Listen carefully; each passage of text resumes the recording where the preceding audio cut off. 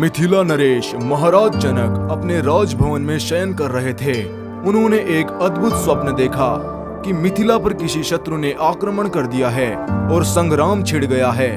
मिथिला की सेना पराजित हो गई है और राजा जनक बंदी बने हुए हैं। विजय शत्रु ने आज्ञा दी, मैं तुम्हारे प्राण नहीं लेता, किंतु अपने वस्त्र आभूषण उतार दो और इस राज्य से निकल जाओ।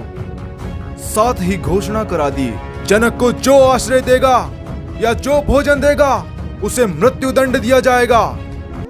राजा जनक सादे वस्त्रों में राजभवन से निकल पड़े। मृत्यु के भय से कोई उनसे नहीं बोला। चलते चलते पैरों में छाले पड़ गए। कई दिनों तक अन्न का एक दाना भी पेट में नहीं गया। जनक अब राजा नहीं थे। बिखरे केश, धूल से भरा शरीर, भूख से अत्यंत व्याकुल जनक एक भिक्षुक जैसे थे। राज्य के बाहर एक नगर मिला। पता लगा कि वहीं कोई अन्न क्षेत्र है और उसमें भूखों को खिचड़ी दी जाती है। बड़ी आशा के साथ जनक वहां पहुंचे, किंतु खिचड़ी बढ़ चुकी थी। बांटने वाला द्वार बंद करने ही जा रहा था कि भूख से चक्कर खाकर जनक बैठ गए और उनकी आंखों से आंसू बहने लगे। अन्न बांटने वाले कर्मचारी को उनकी दशा पर दया आ गई। उसने कहा, खिचड़ी तो नहीं है, किंतु बर्तन में खुरचन लगी है। तुम कहो तो वह तुम्हें दे दूं, उसमें जलने की गंध भी आ रही है। जनक को तो यही वरदान जान पड़ा। उन्होंने दोनों हाथ फैला दिए। कर्मचारी ने जली हुई खिचड़ी की खुरचन उनके हाथ पर रख दी। तभी एक चील ने उनके हाथ पर झपट्टा मार दिया। व्यथा के मारे जनक चिल्ला पड़े। यह तो स्वप्न था, किंतु निद्रा में भी जनक सचमुच चिल्ला पड़े। रानियां और सेवक सेविकाएं दौड़कर आए। महाराज जनक अब देख रहे थे। वे सुसज्जित शयन कक्ष में रत्न जड़ित स्वर्ण पलंग पर दुग्ध फैन सी कोमल शैया पर लेटे थे। रानियां और सेवक सेविकाएं प्रस्तुत थे।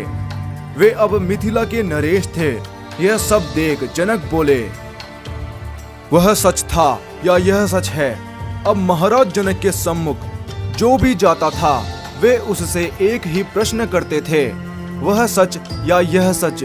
चिकित्सक आए, मंत्रज्ञ आए और भी जाने कौन कौन आए, किंतु महाराज की दशा में कोई परिवर्तन नहीं हुआ। अचानक एक दिन ऋषि अष्टावक्र जी मिथिला पधारे। जनक ने उनसे भी वही प्रश्न किया। अष्टावक्र जी ने पूछा, महाराज, जब आप सादे वस्त्रों में भिक्षुक के वेश में खड़े थे, उस समय राजभवन, आपका राजवेश, ये रानियां, राजमंत्री, सेवक सेविकाएं कहाँ थी? महाराज जनक बोले, भगवान, उस समय तो मैं विपत्ति का मारा एक भिक्षुक मात्र था। उस समय मेरे पास ये कोई नहीं थे। अष्टावक्र वापस पूछते हैं, और महाराज जागने के बाद अन्न क्षेत्र, आपका कंगाल वेश, खिचड़ी की खुरचन और आपकी दुर्दशा कहाँ थी? महाराज जनक ने जवाब दिया, भगवान, जागने के बाद तो मैं मिथिला नरेश बन गया था। तब अष्टावक्र महाराज जनक से बोलते हैं, राजन, जो एक काल में रहे और दूसरे काल में न रहे वह सत्य नहीं होता। आपके जागृति में स्वप्न की अवस्था नहीं है, इसलिए वह सच नहीं, और स्वप्न के समय यह अवस्था नहीं थी, इसलिए यह भी सच नहीं है। न यह सच है न वह सच है।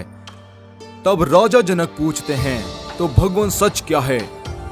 अष्टावक्र बताते हैं, जागृति में, स्वप्न में और सुषुप्ति के साक्षी रूप में आप रहते हैं। अवस्थाएं बदलती हैं, किंतु उन अवस्थाओं में देखने वाले आप नहीं बदलते। अतः आप ही सच हैं, केवल आत्मा ही सच है। तो इस प्रकार अष्टावक्र ने राजा जनक को बताया कि सत्य क्या है। दोस्तों, आपको यह कहानी कैसी लगी हमें कमेंट बॉक्स में जरूर बताएं और चैनल को सब्सक्राइब करके बेल आइकन दबा लें।